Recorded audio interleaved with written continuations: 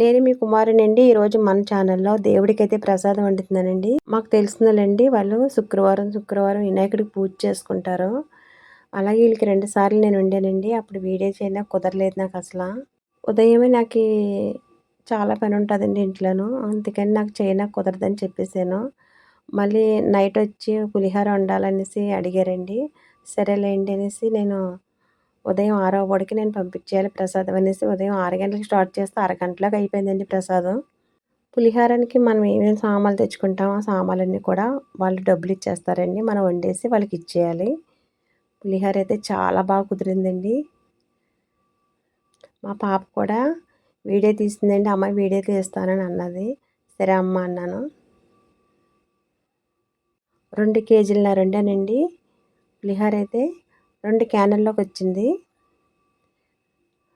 2 క్యాన్‌లోకొచ్చిందండి. మీలో ఎంతమందికి ఇష్టమండి ఇలా దేవుడికి ప్రసాదం వండడం? కామెంట్ చేయండి.